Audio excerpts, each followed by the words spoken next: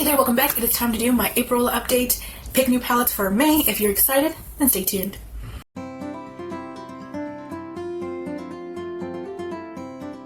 So I started this little project. I call it multiple names because it's all kind of related under all of these Project Pan umbrellas. No pan left behind, meaning I make sure that every single eyeshadow pan in a palette gets used as an eyeshadow project pan because it is eyeshadow focused. My goal is to use all of my palettes, not really hit pan. And then a monthly palette challenge just because I pick a bunch of different palettes all in for, a given month and see what kind of color combinations I can make with them, how I can incorporate them, how can I pair them, because I normally wouldn't probably pair some of these together. And this was started back in January, so I do have those updates from previous months if you want to kind of binge watch that until this update. But nonetheless, each month I have 5 selected palettes. Any new palettes that are coming into my collection, because these were pre-selected last year, so I just mainly focus on those. I will pull those in whenever I feel like it. I will use those whenever my heart desires, basically. And this update is going to be a little bit different just because I created a Google Sheets tab in my whole makeup inventory Google Sheets form file thing, and I wanted to put all of the palettes in a file. Then I wanted to go in, put every single eyeshadow in there that's in the given palettes, create does that make sense? Like a whole sheet of it, so every single palette plus every single shade name, and then I would mark off how many times I used it, because in April I wanted to see what was my most used shades in each palette, and overall what was my most used palette in that month. I think I will continue that for the rest of the year just because it was very eye-opening. It's also very exciting to see what shade I use the most, and I think this is something a little bit different instead of just talking about the palette as a whole. Now that I have officially talked enough, we can start off with the first palette, which the first palette pull-in is the Cara Beauty Wildflower palette. I did have its sister. It's part of a whole 3 trio collection of this botanicals series that Cara Beauty did. I have With You, and then I have Wildflower, which, as you can see, is the very bright, warm orange palette. It's so pretty. I did start marking every single shade in here with a red Sharpie, so every single shade has a red dot next to it to signify that I have used it, and then whenever I kept using them, I just added an extra dot. I stopped doing this and I just digitized it just because this looked a little bit messy. This was, as you can see in another palette, it was ugly looking, so I said, let me just mark it once and I know I used it, and then I'll go back and extra uses note that on my Google Sheets. So this palette, my most used shade is this shade called Be Free, which is the white shimmer. Obviously, this is a very easy shade to incorporate a lot because it is a great topper shade. It is a great inner corner shade. You can also use that as a brow bone highlight if you will, or if you wish to. I never did that, but this palette as a whole was so much fun to use. I really enjoy these very rich, vibrant orange tones, which is my comfort color. If I don't know what look to do, I always gravitate towards orange. Very much had a blast using this. I very much missed it, and I'm glad that it got used. Started to calculate how many times this whole palette got used, which I will put on the screen. But yeah, I'm happy that this one got used. The next palette pull-in is my ColourPop Monochromatic Meant to Be palette. This is spring. This is the epitome to me of spring. It's got very softer, airy, more softer but yet vibrant tones and shades. It's just absolutely gorgeous. I missed using this palette. So within this palette, there's actually 2 shades in here that I gravitate towards the most. The first one being Play It Cool, which of course is, that perfect inner corner highlight. It's a very pretty pop of light mint color. It's a little white base, but it's just so pretty. I am wearing that in today's look. This is the final look with all of my palettes. This is my last hurrah, saying goodbye, and gonna start using May's palettes. And then the second shade I use the most is this one called Freshman, which interestingly enough, I really like the shade on its own, but this one and the shade called Enchanted, I believe, or Diva, I think it's the green shimmer in the Jaclyn Hill palette, and those two paired very well together. Also the matte too, I think it's called Enchanted. Those all just paired perfectly within each other, and this one also too paired very nicely with the Enchanted shade. I know there's a time where I use this one and then I use Enchanted to kind of deepen up a little bit more, and that was a fun find. I wish that I had used Ice Cold as a one and done. I know that one turns out really pretty on its own, which I never did, but this whole palette got used. I am happy with progress, and I'm very much happy that I got to play around with this one because it's definitely neglected. The third and next palette pull-in that I had picked is the ColourPop Blue Moon. This is the monochromatic blue one. Another one that I feel is perfect for spring, transitioning into summer because of these more cool, very oceany type of colors. This is one of my favorite palettes to use. I used to always use Starry Eyed and Moonlight back in the day whenever I didn't have a lot of palettes, and this was my only blue focused palette. But this palette was fun to play with. There is a shade in here, this one called Clued In, which is supposed to be the darkest blue matte. This one, I found that it's okay. I don't really enjoy using this one. It's not as pigmented, I feel, as it ever was or once was maybe. But I don't want to get rid of it. It's still, I'll make it work. And I did. And then Daba D is also another one in here that kind of gave me a little bit of trouble, but I feel like that one always did. I just could never somehow blend it correctly. But anyways, the palette as a whole, there's actually 3 shades in here that were used the most. Lumi being the first one, which of course is the Perfect Inner Corner shade. It's a white base with a blue shift in it. Absolutely gorgeous. The next one I used was called Mad About You, which is interesting that this one was one that got used the most because I don't typically go for dark shimmers a lot. And then the last one I used a lot, or more than others, all 3 of these, this one, sorry, Fine China, is the last one I used the most. Very vibrant, very light. It's not neon, but it's a very bold blue. Like, it is beautiful. And each of those I used 3 times each, which, interesting. And then also looking too, Starry Eyed, I'm not sure if you'll be able to tell, but has got a really big dip into that one. Now, I know I've heard from other panners, ColourPop shimmers are very hard to pan, so it may look like I'm gonna hit pan soon, but I doubt it. The 4th palette for this pull-in was my Cosmic Beauty or Brushes Serenity palette.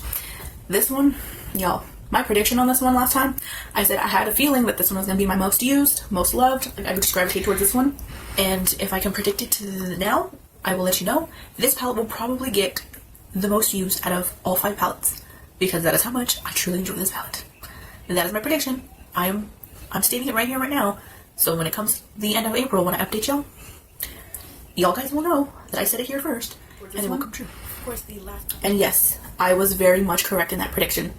I called it. I said it in that video. I knew it for a fact because this is just an absolutely gorgeous palette. There's so much interesting combinations to this, so much interesting like color story. It is beautiful. I know there's a lot of more deeper tones, so it sometimes is kind of hard to work with, but it's just, oh my gosh, it is stunning. Like, every single time I brought it out, I was like, I want to use it, and I did. There's actually a few shades in here, actually 2, my corrections, I used the most. And that one is this one called Sorbet. I used that one 4 times. Absolutely beautiful, like lime green chartreuse sort of color. It is, oh my gosh, just so much fun. And then Make a Wish, which is this pastel purple, I also used 4 times. And then a few other shades I used 3 times, which is Opal, Pixie, Oasis, interesting that the orange gets used a lot, Awake, which is a like matte periwinkle, absolutely so beautiful too. Moss also got used 3 times, Mood got used 3 times, and then finally Echo got used 3 times. So when I said that this prediction was right, it was right. And finally, the one that is the annoying sister, the annoying friend, the annoying thing, is my Jack and Hill and Morphe palette. My unofficial, official pan that palette. I do have an update video talking about all of the shades, how many times I use them as of filming that video, and then all of the ones that I've hit my 10 use goal on, because that is my main goal for this palette. I did hit a few more goals, which I will probably do in next update. I'll record another update for that one. Dabbled into some of the shades that I have not really dabbled into because of one reason or another. I just didn't want to use them, or I just didn't feel like it would work with the look, or I don't know, for some reason just not gravitating towards them. And then this month I just ended up using some of those shades. You know, Royalty and Twerk were ones that I remember that I barely used in previous months, but this time around I use these more pinky shimmer shades up here. Gravitate towards them a little bit more this month. But yeah, overall, it's a fun palette. I still much enjoy it. Still performing great, and I don't really have much to say about it. So that was all of everything I wanted to chit chat about April's update. Now I can show you all of the palettes that I will be rolling in for May. This go around is an interesting set of palettes. I'm like, how am I going to pair some of these together? But we will find out in the month of May, and at the end of the update, I kind of want to do a little prediction again, that I will have 13 looks in May. I have a feeling I might be a little bit bored with this go around of palettes. I don't know.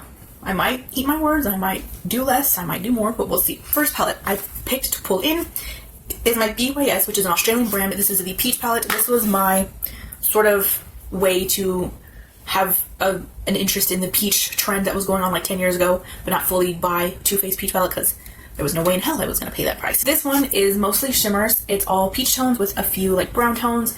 This one barely gets any use, so I'm very much excited to have it this round. Next palette I selected is the ColourPop High Tide palette. This is their monochromatic teal palette. This one I'm going to be a little bit careful just because for some reason this one I try to, because they're magnetized, they're like the pans I can, as I get my fingers dirty, they're magnetized so that I could, you know, pick them up and then name them at the bottom. So I was an idiot. I did that not being very careful. I was being very willy-nilly, and I just caused a little bit of mess. So that one's a little bit messy, but this is the palette, the best I can show y'all. I very much had a joy whenever I used this palette. This palette really brought back the creativity in me. I really brought back the fun nostalgia that eyeshadow should have. And teal shades are another underrated used color. So I'm interested to see how I pair teals with the rest of the colors with the other palettes. So I'm excited. I'm just, honestly, I just keep getting excited every single month. The next palette is my ColourPop Sweet Talk palette. This is the corally toned, which is another great one for spring coming into summer.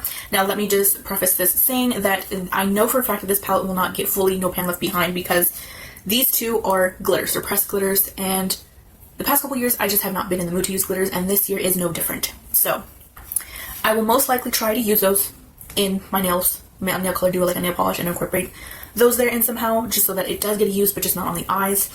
So if those two are not marked off by the end of the update, you know why. I will again mention it then. But this one I'm very much excited because when I got this palette, I created 6 looks. I was always trying to find all these sorts of combinations, and I've also created a fall look out of this one because I could turn it fall, and it was a fun, exciting find to do that because of these like mustard and the brown and these sort of tones here. But I'm excited to use this one again too. The fourth palette in this is my Glamlight and Michaela palette. This one, no, I have not used every single shade already. This was, well, I have, but not for this project. It was for my my 4 looks 1 palette sort of series that I do with all of my new palettes.